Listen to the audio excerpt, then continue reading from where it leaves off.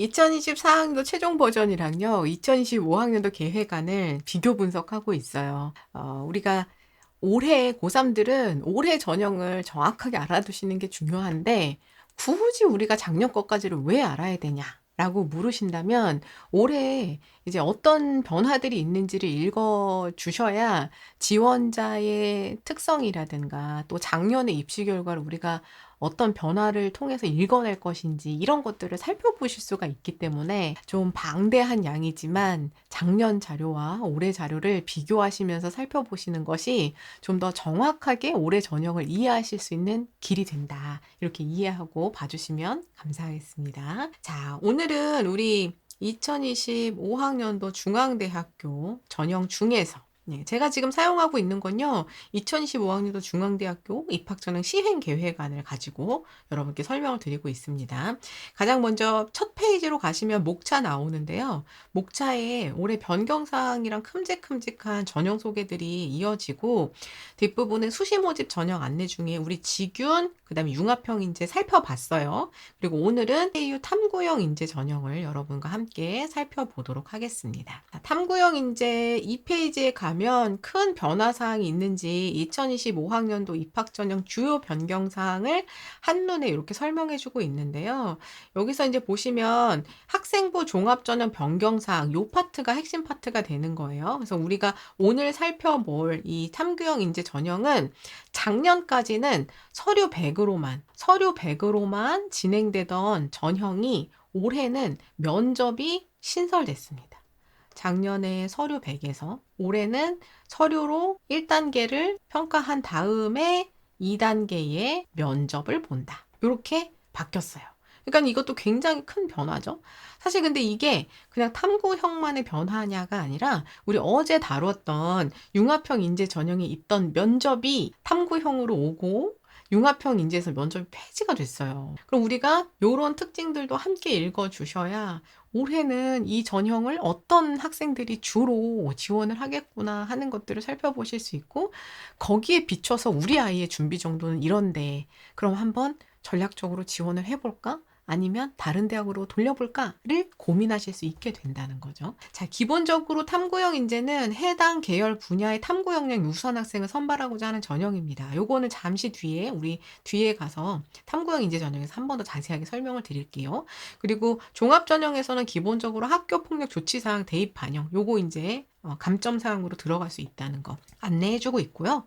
애초에 수능 최저 기준을 적용하지 않기 때문에 지정 영역 해제되는 것에 대한 영향력은 없다. 이렇게 봐주시면 됩니다. 자, 그래서 요게 이제 올해 한눈에 보는 2025학년도 입학 전형 요 파트에서 우리가 오늘은 탐구형 인재 전형을 볼 텐데, 수능 최저 기준은 요거 지금 없는 거예요. 없는 게 위에서 이어지고 있는 겁니다. 그리고 탐구형 인재 전형 1단계를 서류 100%로 선발해서 2단계 1단계 서류를 70점으로 환산하고 면접을 30점으로 평가해서 최종 점수로 학생들을 선발한다. 요 왼쪽이 올해 거고 빨간 테두리가 올해 거고요. 까만 테두리 안에 들어있는 게 작년 거거든요. 작년 거 살펴보시면 확실히 탐구형 인재가 서류 100으로만 선발하는 거 지금 보실 수 있죠? 탐구형 인재 전형이 작년에 서류 100으로만 뽑았다. 이게 또 굉장히 큰 변화가 됩니다. 그래서 이 부분을 중심으로 이제 살펴보도록 할게요. 우리 자료에서는 여기 오른쪽 제일 아래 여기가 이제 탐구형 인재 전형입니다. 제가 오늘 필기까지 해가지고 이 필기 된 거 자체를 또 회원 여러분도 올려드릴 거니까 필기본 이렇게 펼치셔가지고 필기한 내용들 이렇게 살펴주시면 돼요. 그리고 여러분들이 직접 자료에 필기하실 때는 요 모집 계획안을 다운로드 받으셔서 요 페이지에 맞춰가지고 같이 보시면서 필기해 주시면 됩니다. 이렇게 활용해 주세요. 자, 이제 두 번째는 모집 인원 비교부터 갈 텐데요. 모집 인원은 이렇게 올해 우리는 지금 탐구형 인재 전형을 보고 있죠. 탐구형 인재 전형을 보고 있습니다. 탐구형 인재 전형. 종합 전형에 해당하는 거고요. 그럼 탐구형 인재 전형에 해당하는 명수는 우리가 어떻게 볼 수 있다고 했죠, 여러분? 탐구형 인재 전형에서 요 라인으로 쭉 내리고 우리 아이가 지원하고 싶은 뭐 중국어 문학이라고 해볼게요. 그럼 중국어 문학으로 쭉 줄을 세워서 요 줄과 중국어 문학이 마주치는 요 칸의 숫자가 선발 인원이라고 말씀을 드렸어요. 이렇게 보시는 거예요. 선발 인원. 그러면 이제 탐구형 인재로 선발하는 모집 단위가 어디가 있구나를 이제 볼 수가 있죠. 여기 지금 숫자가 쓰여 있는 학과들은 다 탐구형 인재로 선발하는 거고요. 여기 보시면 비어 있죠, 칸이. 이 비어 있는 칸은 철학과거든요. 여기 철학과.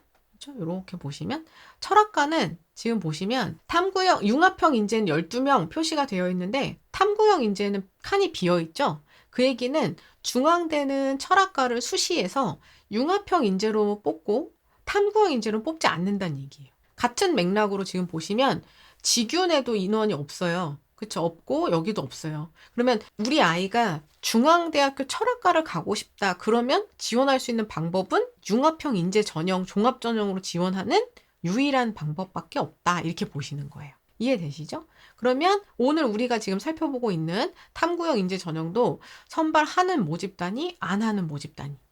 하는 모집단위, 안 하는 모집단위들을 우리가 함께 살펴볼 수 있다는 거. 그럼 이제 보세요. 잠시 뒤에 우리가 이 탐구형 인재 전형의 특징을 살펴볼 텐데 이 탐구형 인재의 전형의 특징은 어제 봤던 융합형 인재 전형과 비교하면서 보실 때 더 정확하게 그 성격을 이해할 수 있다. 이렇게 말씀을 드렸잖아요. 어제 우리가 봤던 융합형 인재 전형은 고른 학업 역량을 바탕으로 학교 생활을 고르게 참여한 우수한 학생을 선발하겠다. 그랬고 오늘 우리 탐구형은 전공 분야에 특화된 탐구력과 집중력을 가진 학생을 선발하겠다. 이런 전형이었어요. 그러면 우리가 이 모집단위 특징으로도 한번 보는 거예요. 모집단위 특징으로도. 여기 보시면 예를 들어서 사회학과예요. 사회학과. 사회학과는 융합형 인재로는 뽑는데 탐구형 인재로는 안 뽑아요. 그러면 이 사회학이라는 것의 성격을 한번 생각을 해보는 거예요. 사회학이라는 것이 정말 우리 사회 전반적인 부분에 어떤 원리로 돌아가고 문제점은 뭐고 그걸 어떻게 해결할 수 있는지 막 이런 것들을 사회과학적인 그 방법으로 분석해 보는 거잖아요. 사회학이라는 그 특정 뭔가에 깊게 갈 수 있는 게 아니라 되게 넓은 학문이다. 그러면 굉장히 학교 생활에서 다양한 경험을 통해서 우수한 학업 역량을 바탕으로 다양한 경험해본 애들을 뽑을 수 있겠구나. 사회학이라는 걸 집중적으로 했다는 학생을 뽑을 수는 없는 거예요. 요거 이해되세요? 이런 방향으로 생각을 해주시면 되는 거예요. 이런 방향으로. 그래서 뽑고자 하는 그 전형의 특징에 따라서도 그런 부분에 차이가 있을 수 있겠구나. 이것들을 여러분들이 생각해 보실 수가 있습니다. 근데 이제 여기 보세요. 물리, 화학, 생명, 수학이에요. 여기가 지금 요만큼이 여기가 융합형이고 여기가 융합형이거든요. 없죠. 선발을 안 해요. 그리고 보면 탐구형으로만 선발을 해요. 그 얘기는 뭐예요? 여기는 물리, 여기는 화학, 여기는 생명, 여기는 수학에 진짜 그 과목을 좋아해가지고 잘하고 흥미로워할 애들의 성향이 보이는 학생들을 뽑겠다는 게 의지가 좀 보이는 거죠. 이런 특징들도 우리가 좀 읽어낼 수 있어야 된다는 거. 이해되시나요? 그럼 이제 아니 멘토님 그러면 예를 들어서 약학부인데 여기 지금 융합형도 뽑고 탐구형도 뽑는 건 뭔가요? 각각의 성격을 보시는 거죠. 각각의. 약학부에서 선발하려고 하는 애들 중에 융합형으로 들어오려고 하는 애들은 일단 우수한 학업 역량과 다양한 그 경험을 통해서 우리 약학부 들어와서 충분히 학업할 수 있겠구나 하는 애들을 뽑겠다는 건데 이 탐구형 인재는 어때요? 다양한 뭐 수학, 과학, 특히나 약학 분야에 대한 전공 탐색이라든가 이런 것들이 충실하게 된 학생들을 뽑을 수 있겠구나. 이런 성격 차이도 우리가 이해할 수 있어야 된다는 거예요. 그리고 거기에 맞춰서 이제 지원 전략도 우리가 짜줘야 된다. 이해되시나요? 이렇게 가보는 거예요. 그리고 이제 우리가 모집 인원을 볼 때는 항상 어떻게 보셔야 된다고 말씀드렸죠? 이건 말 그대로 계획이니까 바뀔 수 있다. 그래서 최종 모집 요강에서 작년과 비교하면서 인원 변화를 살펴주셔라. 특히나 올해 좀 변화가 있는 그런 부분들은 그 영향으로 인원이 어떻게 변경될 건지를 확인하셔야 되는데 작년에 뽑았던 인원과 올해 뽑았던 인원 을 함께 비교하면서 뭐 인원이 늘었나 줄었나 이런 것들을 비교 분석을 해주셔야 되는 거죠. 작년에 영어영문학과 탐구형 인재 18명 뽑았는데 올해는 영어영문학과 25명을 뽑네요. 많이 늘었어요. 이런 것도 이제 볼 수 있는 거죠. 늘어나면 땡큐.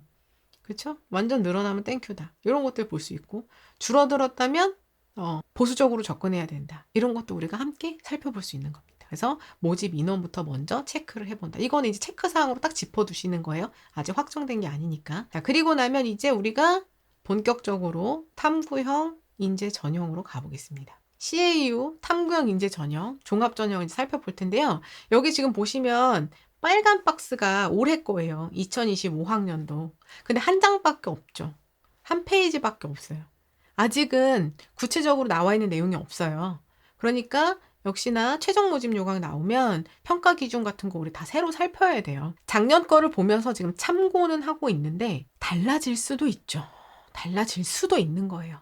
그거는 우리가 최종 모집 요강 나오면 보는 거다. 그리고 제가 오른쪽에 2024학년도 작년 걸 가져온 거예요. 작년 탐구형 인재는 이런 기준으로 학생을 선발했습니다 하는 거예요. 그리고 요 첫 번째 자료는 2024학년도 최종 모집 요강이고요. 요 두 번째 자료는 2024학년도 학생부 가이드북 다 입학처에 올라와 있기도 하고, 우리 학종 실전반 회원님들은 그 방송 자료 다운로드 받으시는 3월 자료에 제가 다 올려뒀어요.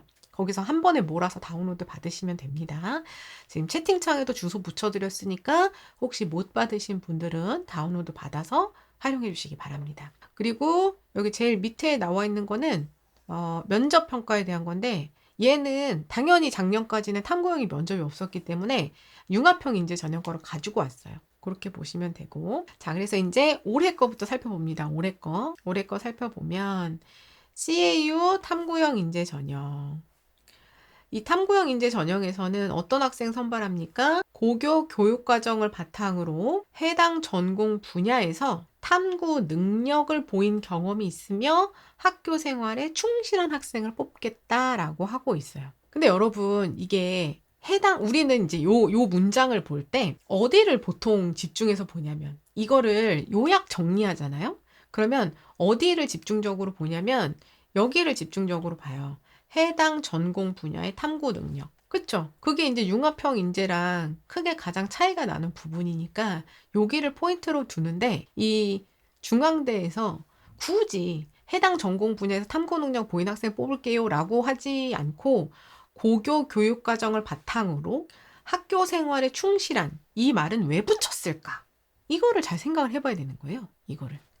우리가 보통 해당 전공 분야에서 탐구 능력, 뭔가 엄청 수준 높은 활동이랑 막 기깔난 거, 대학 수준의 걸 막 해가지고 뭘 하면은 매력적이겠지. 물론 우리는 이제 하이브리드형으로 가야 되니까 최대한 좀 높은 수준까지 차근차근 밟아서 갈 수 있으면 안 보여줄 이유는 없는데, 그럴 이유는 없기는 한데, 근데 이제 왜 요런 키워드를 붙여놨을까를 생각을 해보면, 해당 전공 분야의 탐구 능력이 깊은 학생을 선발하겠습니다 라고 했더니 고교 교육과정 이상의 것만 너무 집중하는 경향들이 생긴다는 거죠.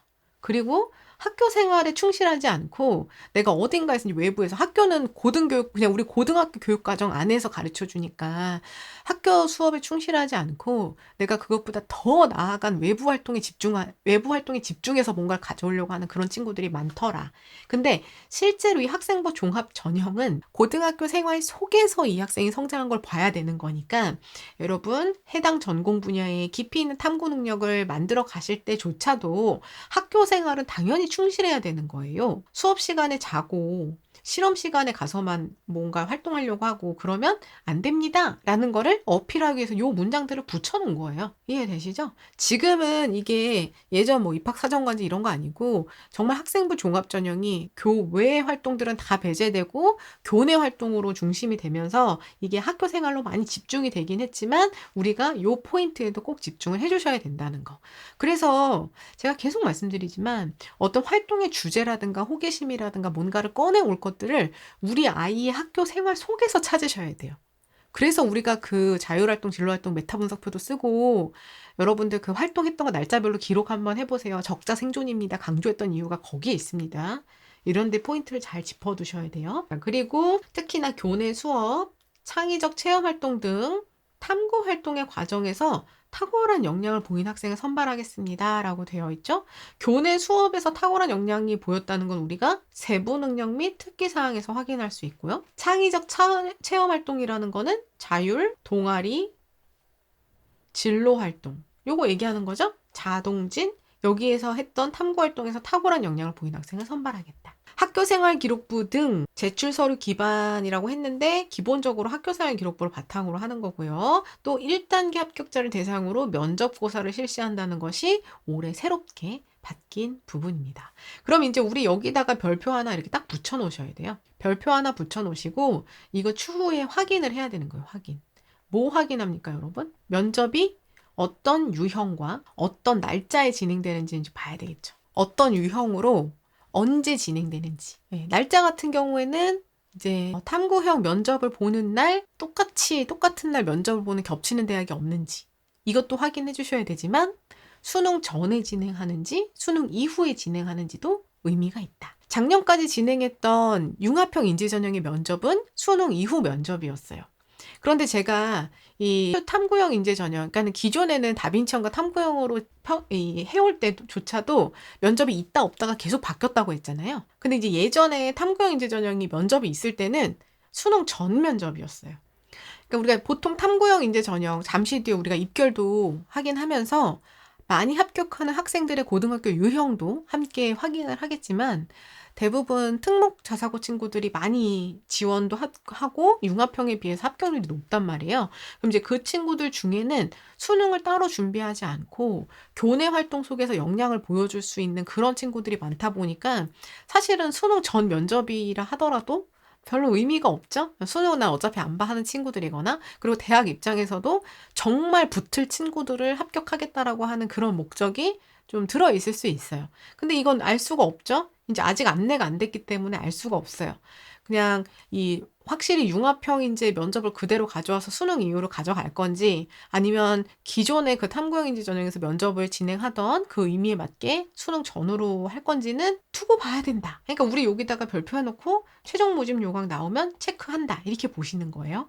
그리고 수능 전후로 이제 결정이 되면 우리 아이가 모의고사가 어느 정도 나오느냐에 따라서 지원 전략을 또 이제 새롭게 짜주셔야 되는 거죠. 납치형이 될 수도 있는 거니까. 자, 지원 자격을 생각을 해보시면 졸업자뿐만 아니라 졸업 예정자 가능하다. 이거는 이제 종합전형이니까 사실 지원 자격 뭐 이렇게 있지 않다. 다 할 수 있다. 상급학교 진학 대상자, 그 다음에 법령에 의한 동등 이상 학력자 다 된다. 이렇게 보시면 되고요. 수능 최저학력 기준 없어요, 여러분.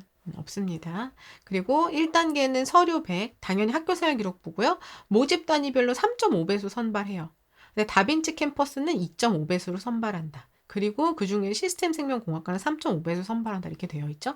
배수 선발은 무슨 얘기예요? 우리 모집 단위에서 10명을 선발할 건데 그러면은 일단 여기 3.5배수면 35명이 면접에 응시하게 된다는 얘기예요. 면접 응시. 35명이 1단계를 통과하고 면접에 응시하게 된다. 면접 대상자가 된다. 이 얘기입니다. 배수는 그 얘기예요. 1단계 통과할 때. 그리고 2단계 면접 30%가 됩니다. 항상 면접에 있는 전형은요, 여러분. 1단계 서류 평가를 하잖아요. 그러면 여기서 이제 받은 점수 있죠. 만약 우리 아이가 1단계 서류를 진짜 100점을 맞았어요. 완벽해가지고. 그러면 그 100점인 70점으로 환산이 되는 거예요. 퍼센트에 맞춰가지고. 그리고 면접 30점 중에 이제 몇 점 맞은 걸 가지고 이렇게 총 합산을 해서 이제 최종 순서가 결정이 되는 거예요. 순위가 결정이 되는 거죠. 이해되시죠? 그러니까 실제로 이제 면접에 있는 전형들은 여기에 비율이 몇 점이냐 상관없이 1단계를 통과한 학생들의 서류 점수가 굉장히 촘촘하게 다 붙어 있단 말이에요. 69.1, 68.9 막 이런 식으로 되게 촘촘하게 막 이렇게 붙어 있을 수 있잖아요. 70점 만점 중에. 그쵸? 그러면 이제 면접에서 우리가 몇 점을 받느냐에 따라서 요 서류 점수를 뒤집을 수도 있는 거예요. 그 생각을 꼭 해주셔야 됩니다. 그래서 면접에 있는 전형들은 이 비율과 상관없이 결국은 최종 합부를 결정짓는 포인트가 된다는 거. 자, 그래서 서류 평가는 학교생활 기록부를 중심으로 지원자의 탐구 능력, 전공 분야의 학업 잠재력, 학교생활 충실성 등을 종합적으로 평가하고요. 면접 평가는 학업 준비도나 계열 분야에 대한 탐구 역량, 그 분야에 대한 탐구 역량을 추가적으로 다른 걸 물어보는 게 아니라 교내 활동 이해 수준으로 한다고 하니까. 그러니까 우리 아이의 학교생활 기록부에 쓰여 있는 내용을 바탕으로 계열 분야를 탐구했던 역량을 보겠다. 그리고 개인별 심층 면접이다라고 하니까 여기에 나와 있는 것만 봤을 때는 일단은 재시문 면접이나 이런 것이 따로 진행되는 건 아닙니다. 보통 학생부를 기반으로 한 학생부를 기반으로 한 면접으로 진행이 되는 것 같다. 여기 지금 안내된 바로 봤을 때는 예전에 그 탐구형 면접이 있을 때도 마찬가지였어요. 그냥 학생부 기반의 면접이었는데 그걸 이제 그대로 가져온 것 같다. 대신 우리가 정확하게 어떻게 되는지는 또 이제 지켜봐야 되는 거예요. 최종 모집 요강 나오면. 그리고 학교생활기록부에 기재되는 학폭 조치사항은 감점의 불이익 등 부여할 수 있다는 거. 요게 이제 전부예요. 일단은 올해 나와 있는 거는. 그러니까 우리가 최종 모집 요강 이제 나오면 더 확인해 봐야 될 부분들이 있다 정도만 이제 생각을 해 두시고, 요건 이제 작년 거죠. 작년 거. 지금부터 보는 건 작년 거예요, 여러분. 오해하시면 안 돼요. 그러니까 여기 서류 100으로 되어 있지만 올해는 이제 면접이 있다는 거. 요렇게 봐주시는 거고, 제가 작년 걸 가져온 이유는 이제 요것 때문에 가져왔죠. 요소별 평가 기준. 요것도 일단 그냥 참고하는 거예요. 참고. 올해 또 달라질 수도 있으니까. 참고하는데 요걸 이제 보면 학업 역량, 진로 역량, 공동체 역량 세 가지 요소로 평가를 하는데, 학업 역량이 40%, 진로 역량이 50%, 공동체 역량이 10%로 되어 있죠. 진로 역량이 제일 높고 학업 역량이 40%, 공동체 역량이 10%예요. 그럼 이제 요거는 뭐랑 비교해야 되냐면 어제 우리가 봤던 융합형 인재랑 비교를 해야 되는 거예요. 융합형 인재. 융합형 인재가 어제는 학업 역량이 50%, 진로 역량이 30%, 공동체 역량이 20%였어요. 그럼 이제 이 비율을 보면서도 우리 아이가 융합형에 더 잘 맞을지, 학업 역량에, 탐구 역량에 더 잘 맞을지, 탐구형 인재에 맞을지를 우리가 좀 구분해 볼 수 있는 거죠. 그쵸? 그리고 여기 보시면 학업 역량에서도 성취도, 학업태도, 탐구력, 요게 이제 학업 역량에 해당하는 요인인데, 이 탐구형 인재에서는 그 중에서도 탐구력이 제일 중요하다. 더 강조되는 포인트다. 이렇게 얘기를 했고요. 상대적으로 어제 융합형 인재에서는 성취도가 더 중요했어요. 고른 성취도. 그렇죠? 그다음 진로 역량에서도 이 탐구 역량에서는 전공 계열 관련 교과 이수 노력과 전공 계열 관련 교과 성취도가 더 중요하다. 그런데 어제 융합형에서는 진로 탐색 활동과 경험. 거기서 포인트는 요 워딩 자체가 다르다고 했죠? 꼭 전공 계열이 아니라 내가 생각하고 있는 진로를 얼마만큼 탐색하고 경험했느냐가 중요하다. 융합형은. 근데 진로 역량은 전공이나 계열에 관련된 걸 충실하게 이수하고 우수한가가 중요하다. 이렇게 얘기를 했고요. 그 다음 이제 공동체 역량도, 공동체 역량은 협업, 소통, 나눔, 배려, 성실성, 규칙, 리더십에 포인트가 없죠. 그리고 융합형에 비해서 비율도 좀 낮아요. 우리가 이제 이미지상으로 생각을 해보면, 어떤 이미지상, 학생의 어떤 이미지로 생각을 해보면, 융합형 인재에서는 어제 리더십이 그 중에서 특히나 강해야 된다 이랬거든요. 그럼 이제 머릿속에 그런 걸 좀 떠올릴 수 있는 거예요. 예를 들어서 뭐 성적은 한 평균적으로 한 85점에서 90점 정도 되는 학생 회장의 모습. 이렇게 생각해 보면 고르게 그냥 우수하게 하는데 특정 분야를 막 깊은 건 아니고 리더십이나 사회성 굉장히 좋은 이런 이미지가 좀 딱 떠오르시죠?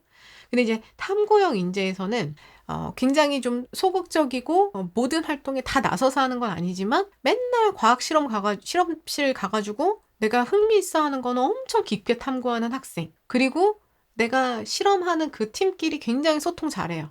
협업도 잘하고 그런 모습. 약간 학생의 성향이 좀 다르게 느껴지죠. 그러니까 이건 제가 아주 극단적으로 어떤 그 이미지를 극과 극으로 나타낸 거긴 하지만 이게 융합형 인재 전형과 탐구형 인재 전형에서 보는 그 이미지가 이런 강조하는 포인트에서 그렇게 좀 다를 수 있다는 거.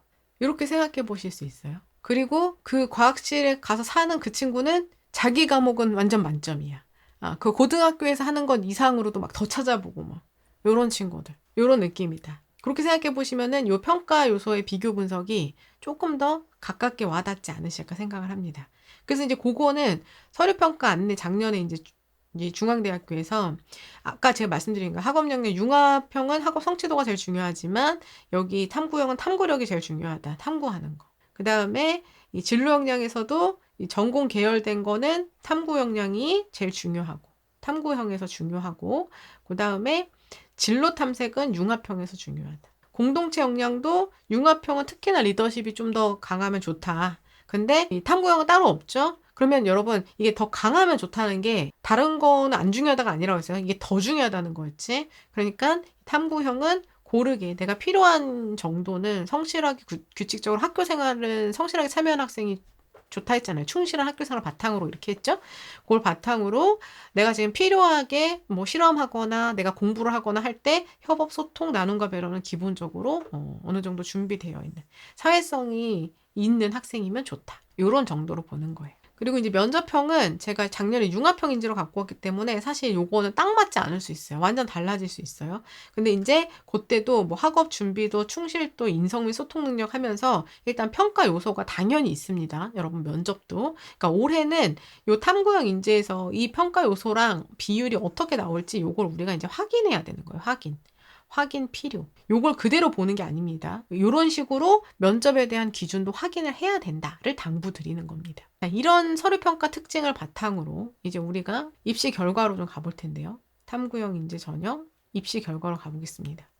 여기 지금 화면에 보이시는 게 요건 이제 작년에 보고 계신 게 어디가 사이트에 지금 올라와 있는 거예요. 어디가 사이트에. 그럼 모집 단위들 있고 모집 인원, 경쟁률, 충원 합격이 얼마나 돌았나. 그리고 여기 지금 실제로는 평가할 때는 전교과 반영이에요. 종합 전형이기 때문에. 그런데 여기 지금 안내된 요 평균 등급 있죠? 요 평균 등급은 요거는 주요 교과인 국영수사과를 기준으로 산출했다. 이렇게 볼 수 있습니다. 그럼 이제 보셨을 때 50컷과 70컷 기준을 봤을 때 어제 우리가 봤던 융합형 인재보다는 조금 더 뒤쪽에 와 있는 걸 볼 수 있어요. 전체적으로 2등급 대 중후반부터 해서 3등급 대 이렇게 많이 보이죠. 중후반 때랑 3등급 때가. 물론 이렇게 초반대로 형성된 것도 있지만 요거는 또 우리가 작년 한 해만 봐서 그래요. 그러니까 재작년이죠. 이건 2023이니까.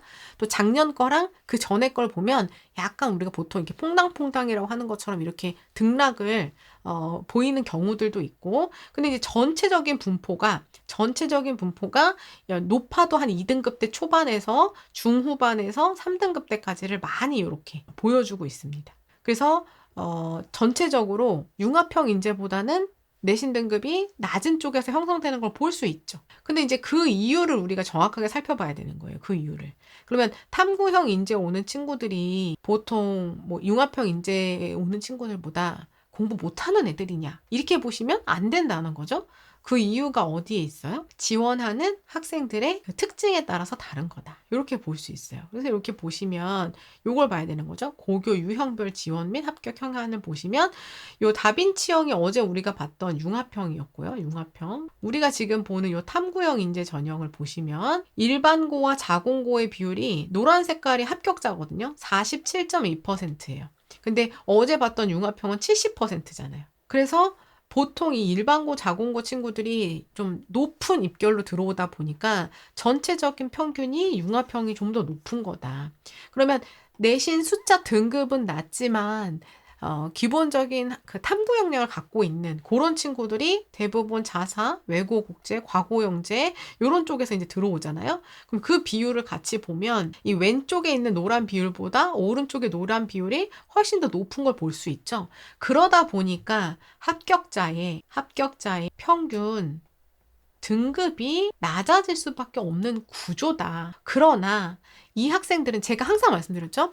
어떤 숫자가 낮다면, 등급 숫자가 낮다면 그 숫자가 낮은 것을 보완할 만한 요인을 반드시 갖추고 있다. 여러분, 융합형 인재 들어온 학생이든 탐구형 인재로 들어온 학생이든 중앙대에서 우리 학교에서 수학할 만한 학생을 뽑는다는 기준을 가지고 뽑은 거잖아요. 그쵸? 그러니까 탐구형 인재 전형에서 등급이 좀 낮은 학생들은 그 등급을 보완할 만한 다른 요소를 갖고 있다는 거예요. 그 요소를 우리는 짚어봐야 되는 거고.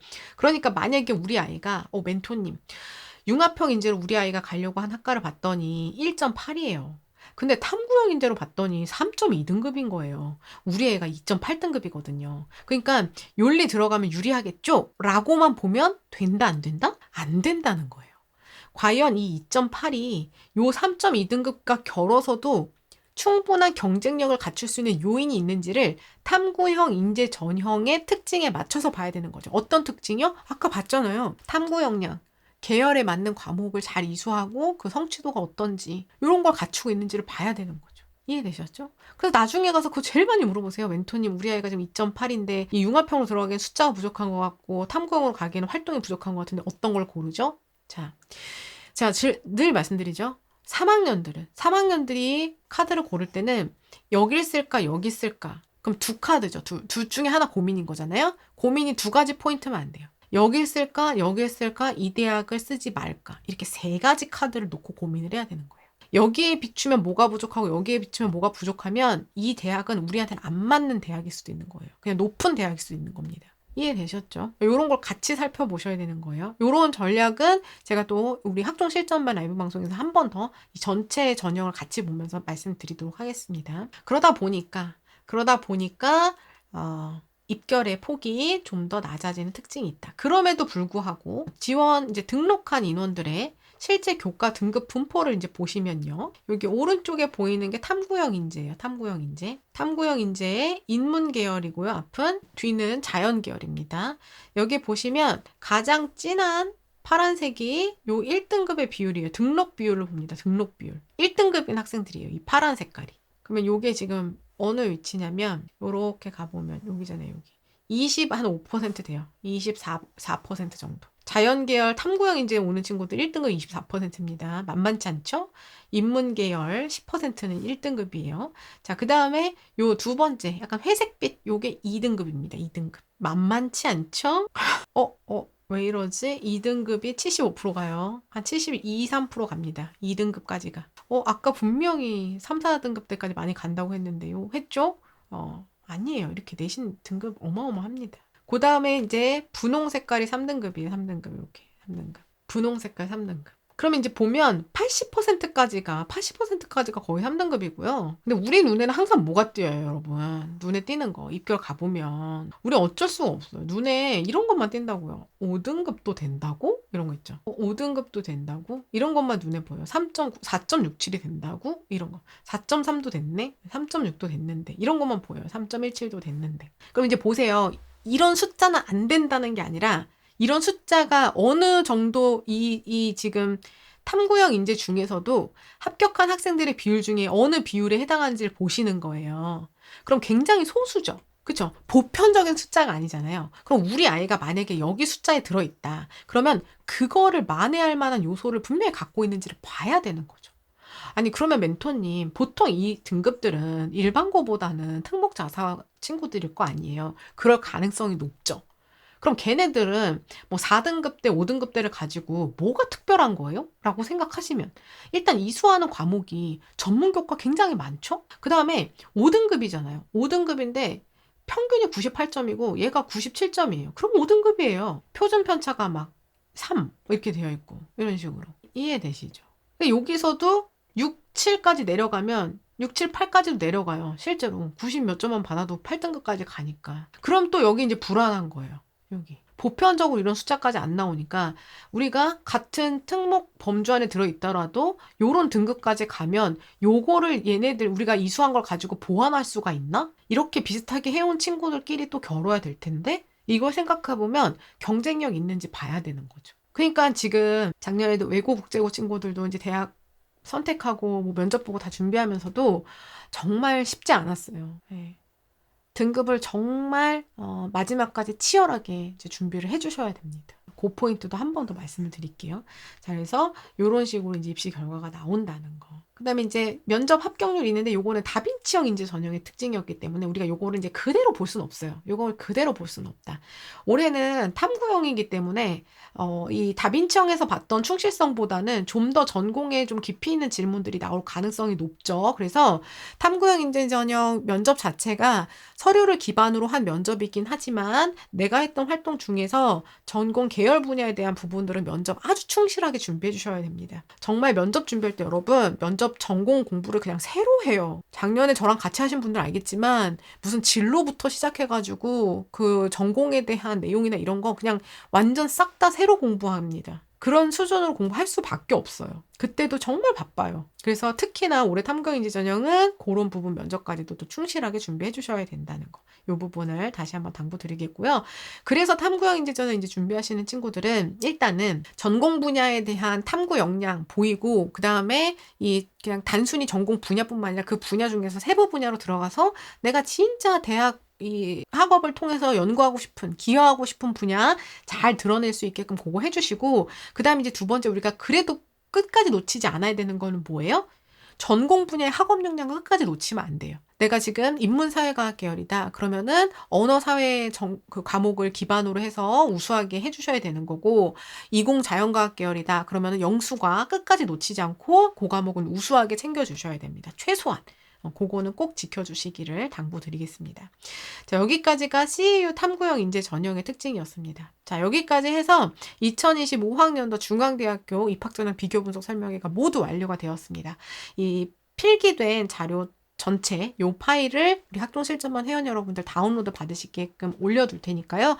관심 있으신 분들, 중앙대학교 목표로 하고 있다 하시는 분들 다운로드 받아서 다시 한번 체크해 주시고, 또 최종 모집 요강에 나오면 그 내용 가지고도 다시 한번 체크해 보기도 할 거예요. 같이. 그 전까지 우리가 준비해야 될 것들은 꼭 놓치지 않고 준비하고 간다라는 생각으로 준비해 주시기를 당부드리겠습니다. 수고 많으셨고요. 예고해 드린 바와 같이 다음 주는 경희대 갑니다. 또 경희대학교 목표로 하고 계신 썬피플 여러분들 많이 함께 해주시기 바라겠습니다. 이번 주 일요일 밤 9시에는 요 3가지 전형을 중심으로 그래서 중앙대학교 지원 전략 어떻게 수립해야 되는지 또 함께 이야기 나눌 테니까요. 학종 실전반 회원 여러분들 일요일 밤 9시 라이브 방송도 많이 참여해 주시기 바랍니다. 채팅창으로 가보겠습니다.